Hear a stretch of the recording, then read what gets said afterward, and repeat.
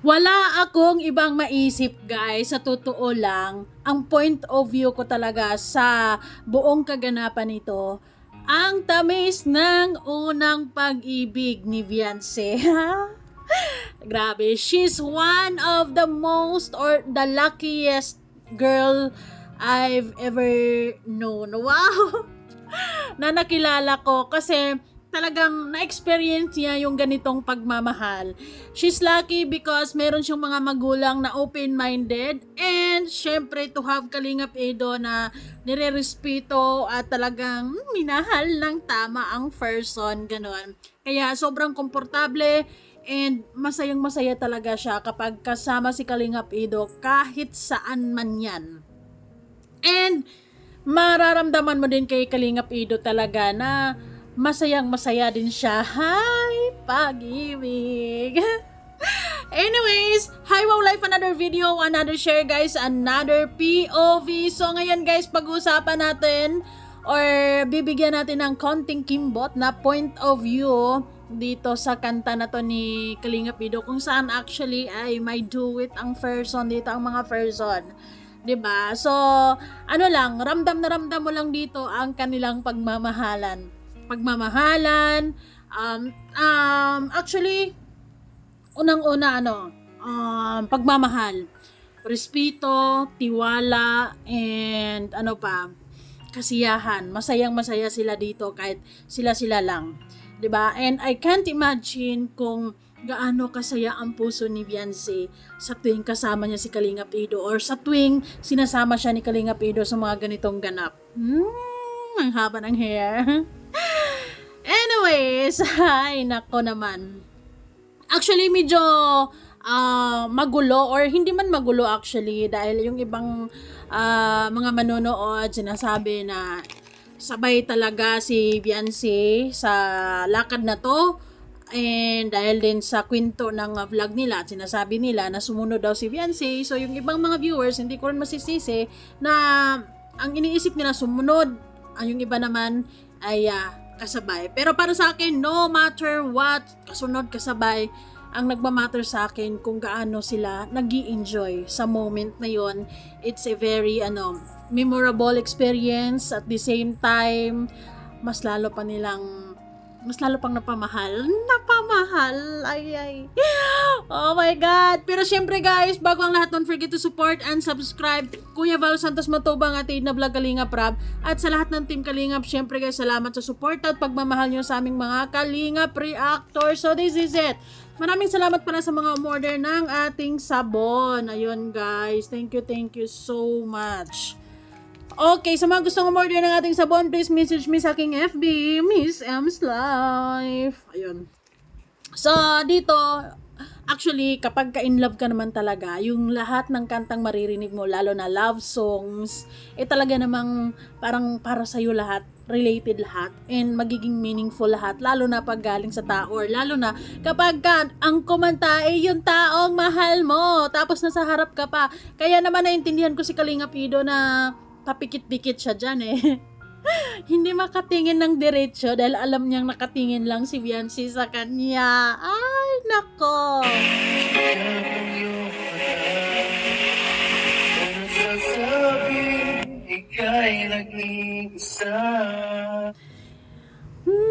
Hindi na, kasi andyan ka na. Ay, nako. Pero yung kanta na to, grabe naman talaga. Kapag damdamin mo talaga yung lyrics at yung meaning talaga, talagang ang sarap sa pakiramdam. Pero sobrang nag-i-enjoy naman talaga sila sa moment na yan. Diyos ko naman, grabe.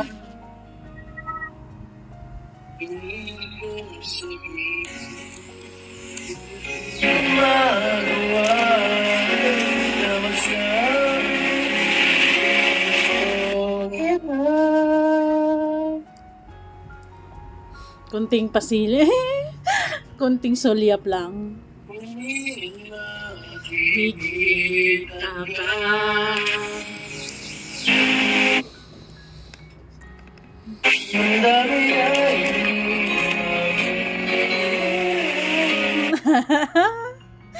Huli! Ayun, nakatingin nga si Kalingap Ido dyan. Ay, Diyos ko naman, sobrang ma-addict ka talaga sa kanilang dalawa kasi talagang mararamdaman mo talaga ang tamis ng unang pag-ibig.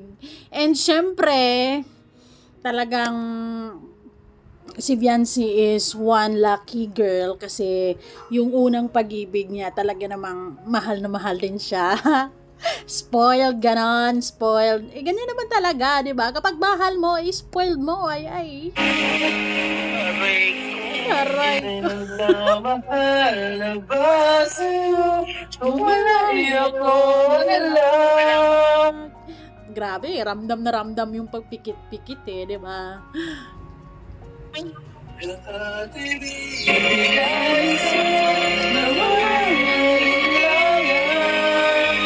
Naintindihan ko yan, Kalinga Pido, kasi the way na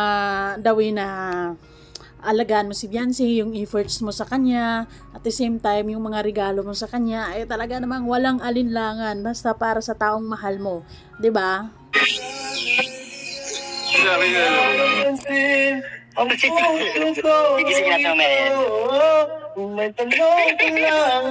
Sa ganyang moment, tapos yung mga bandang medyo mga alas 12, alauna, talagang 'di ba iba yung pakiramdam mo, parang mas nagiging ano ka, deep, wow, mas nagiging ano ka, sweet.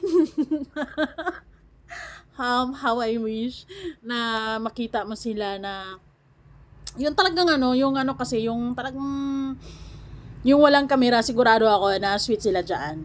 Nagmamahal na ba? Sana'y ako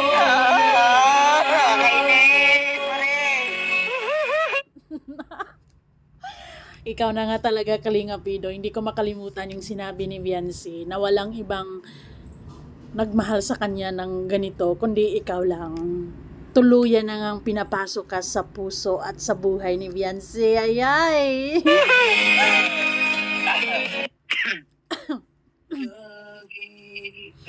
Low-key lang yung pambablush ni Kalinga Pido, di ba?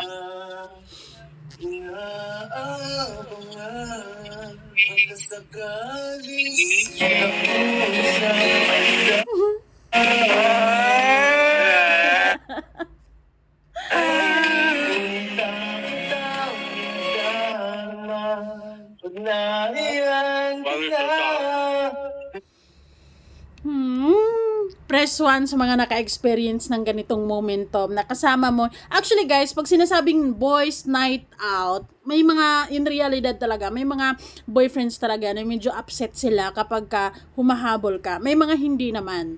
Kasi pag sinabing boys night out, gusto nila boys lang. Pero, yung iba, gusto naman na humabol ka, yung iba naman ayaw nila kasi nga, hindi natin alam ang panahon, 'di ba? Kasi syempre pag boys lalo na, pero syempre dito mas lalo kong na-appreciate din si Kalinga Pido because I can feel kung paano or na sobrang ini-enjoy niya yung momentum diyan kasama si Beyonce. At the same time, kumbaga sa mga boys natin diyan, 'di ba? Kung ganito yung eksena, like for example, ganyan, night out or ganyan, kapag kasama nyo yung mga girlfriends nyo, eh dapat ano lang, hindi ka masyadong naglalasing.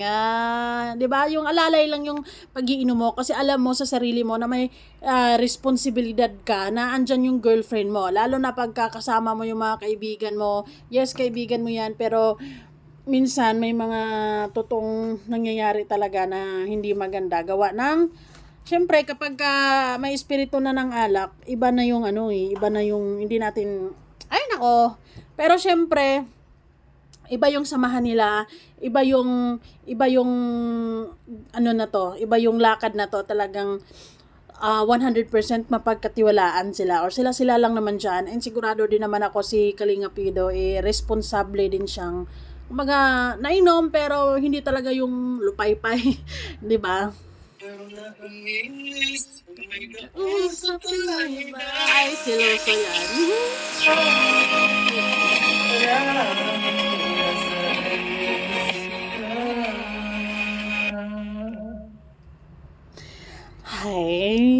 Hi. Kaya naman, naiisip ko talaga guys, sa pasukan, grabe, ay talagang mamimiss nila yung bonding, yung magkakasama sila halos araw-araw, kasama si Biancy sa pag-i-scout.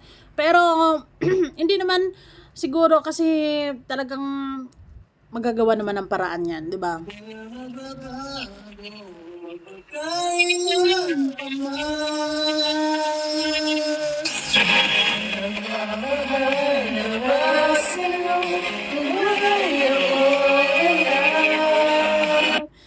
Hi.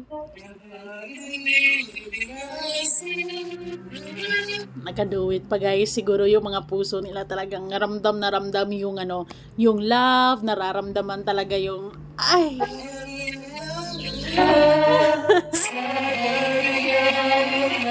Sayang hindi ka kasi pinakita yung buong facial expressions niya no.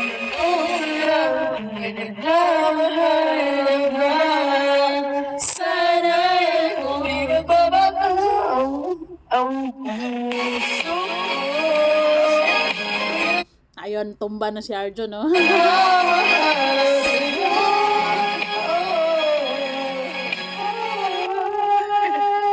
Ang wish ko lang talaga sa kanila guys, is syempre malampasan nila or ano ba, yung kaya nilang harapin lahat ng mga pagsubok, tapos hindi sila magpapatinag sa mga pagsubok na yan, di ba? Kasi sigurado naman ako na marami pa silang mga pagsubok na pagdaanan, they are prone sa temptations, gano'n. Basta magtiwala sila sa isa't isa at sa pagmamahal na meron sila para sa isa't isa, yun yung magiging base ng samahan nilang ito. Taas?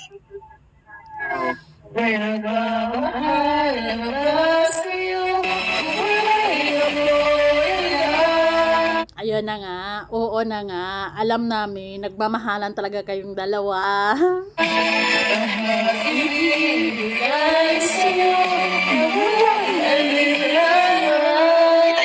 Sa totoo lang, kapag nagmamahal ka talaga, talaga namang may bibigay mo lahat. Minsan nga parang requirements ang pagiging isang tanga sa isang relationship, lalo na kapag ka talagang napamahal ka ng sobra-sobra. Talagang andun yung part na magiging tanga ka ng very very light.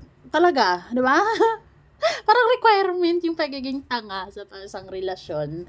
Pero meron namang iba din na talagang isang beses lang, dalawa is too much, tatlo patay na. It's over, 'di ba?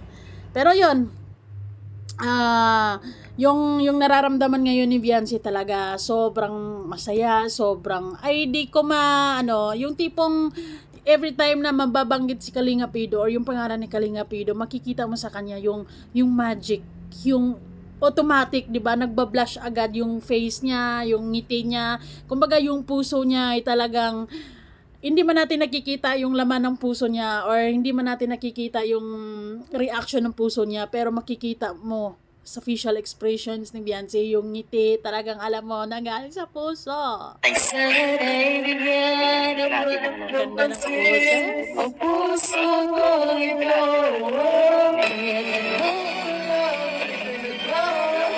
Konting pa ganun lang.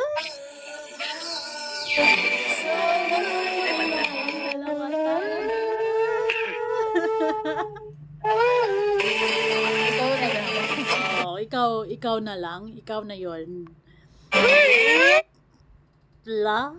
Tingnan mo yung kilig ni Kalinga Pido. Kagatin mo yung labi mo, Kalinga Pido. Baka hindi mo mapipigilan.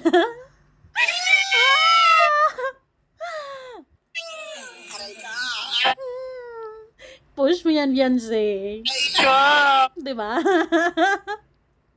Ay, gusto ko tong part na to. Sa totoo lang. With feelings. Ikaw na. Tinamaan! Aray ko!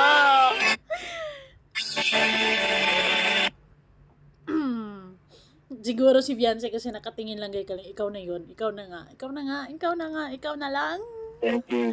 Love you! Love you. I love you ba? Or thank you? Ano?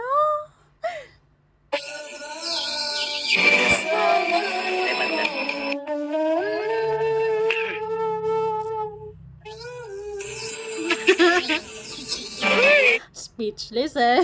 Speechless ng si Beyonce na yung ano eh. Oh. Aray ka. Aray Loki lang yung pambablash ni Kalinga Pido dyan, syempre, di ba? ko. Nakakita na ba kayo ng lalaki na parang nagmi-melt dahil sa sobrang kilig? Pigilan mo yan, Kalinga Pido. Iipit mo yung lips mo. Love you. Love you ba yan? Or thank you? Love you. O, diba? Napabukas ng bigla sa cooler. Ano bang kukuhanin mo dyan? Sige. Ay, nako. Pag-ibig ni Kalinga Pido. Maganda yun, ano? Dayang-dayang.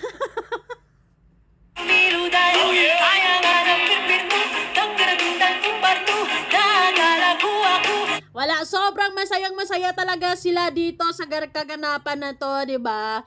And dito mas lalong nabuo yung kanilang pagmamahalan, yung tiwala, yung respeto. Basta sobrang saya lang ang gabi na to for all of them, lalo na kay Kalinga Pido and kay Beyonce, or lalo na kay Beyonce actually, 'di ba? Hi. Ayun, ang lakas ng loob ni Beyonce sa totoo lang. Kaya talagang grabe kung magmahal, ganon. Ay, nako, pag-ibig. Pero, ayun, hindi naman din yan gagawin ni Beyonce dyan kung hindi payag si Kalinga Pido. For sure, di ba? Spoiled din siya kay Kalinga Pido. Kaya, kampante siya na kakasama dito, kasama dyan, kasi kasama niya si Kalinga Pido.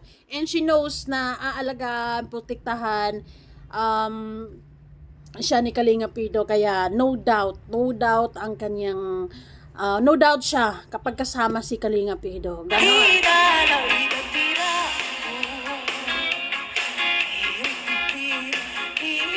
Ay, nako.